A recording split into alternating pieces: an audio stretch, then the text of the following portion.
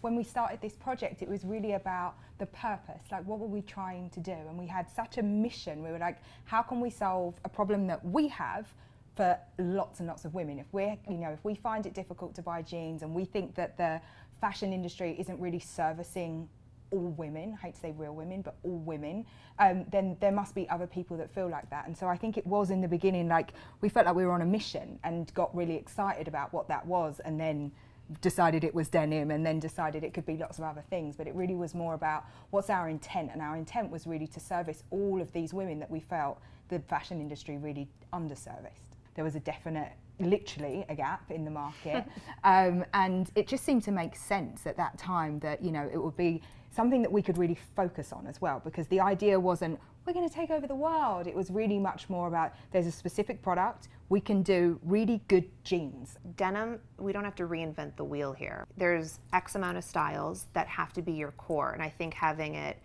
commercial is keeping your core base. You could have 500 just skinny leg denim, and that's what you go to, and a girl will never say they have enough skinny leg denim for some reason. We have to fulfill our creative juices, and that's when we add the pearls or the grommets down the side. Yeah. You have to have a little of that for fun and fashion, and just even to fulfill our needs and wants. We're proud, especially of our good squad, is so epic to me. Like there's such a vast range of women with their own sense of style and individuality. And I really think that's what a good American girl is. Definitely. And she's not cookie cutter. Like the whole point is that you can still be you. We're not asking, there is no one type that fits into being the good American girl. It's like whatever you are, you're just the best representation of yourself. And that can sound really cheesy, but we really say to each other, Khloe and I are really quite different, and all women that we work with are really different, and we just want anyone to feel comfortable in the brand. Choosing the good squad, I think, is maybe the most fun, right? The best bit of our job. Well, originally we did an open casting call, which was really cool, and we just sent out a little blurb about like a mission statement as to what I was looking for in a woman, and if you're some strong, powerful woman, basically show up here. And how many submissions do we have? 12,000. 12,000 in 24 hours, right? In like no time at all. I think like the notion of the good squad, to be part of this group of girls that all stand for something, that all really like want to empower each other, it really is, it's an incredible part of our brand and something that we're really, really proud of. And I think a lot of brands, especially, I think what I've seen is they're kind of following after us, which is, I like it. It's a good compliment. But even just a few months ago, or even last year, so many people, they had one girl that was kind of the face of their brand, and they looked a certain way. It was very on brand for them. And our on brand is really a great, diverse group of beautiful, strong women. And you could be any shape, size, height. That doesn't mean you're less than or greater than because you're not blonde or blue-eyed or you look a certain way. Like, we love to embrace, I think, the differences and the uniqueness of women. And if you have a ton of tattoos, we're going to show them off, and that's who you are. If you have braids or this, like, let's rock your braids. Like, why? I don't want to change somebody. Good American isn't about changing somebody. VFILES is the perfect platform to really be able to support this message of, body inclusivity or body positivity, whatever you want to call it, because the whole point of VFILES is about this incredible platform for collaboration, and it's real. Like, that's what the thing that I feel about VFILES is it's 100% authentic, and actually to do that and to do it properly in this day and age, it has to be about inclusivity.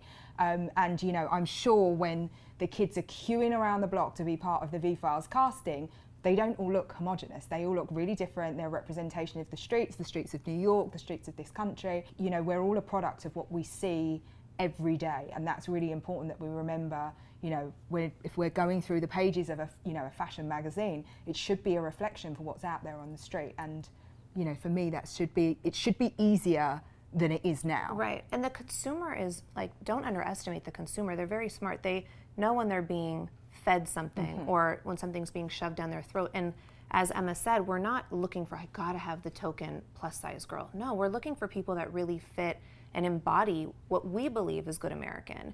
And that comes super naturally and authentically, and it happens, and the consumer will know. So I think in embracing just being inclusive of that, you have to, I think, speak to your brand and your self brand first before, and that should be a reflection of what your business brand is. And I do believe there's waves of positivities and people being shameful, but I also think that's life. It's just at a different level when you have Instagram and Twitter and Snapchat at your fingertips. You have to be strong and self-reflect a lot and know that this really doesn't matter in the grand scheme of life. I think we have to use social media as our tool, but you can't use it to define who you are as a person or how you are as a brand. I mean, we've gone through ups and downs with our brands and personal stuff, but you have to really take those negativities and learn from them and excel and use them as like learning blocks and building blocks to just get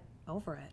You know, for young designers coming up now, it's very important to find a counterbalance. I think that, you know, and again, you know, looking to history in fashion tells us that some of the best businesses, the best brands, the best fashion, you know, things have come from collaboration and the great collaborations. And I think if you can find a counterbalance, if you're a really strong creative, you find somebody who's really got a great head for business.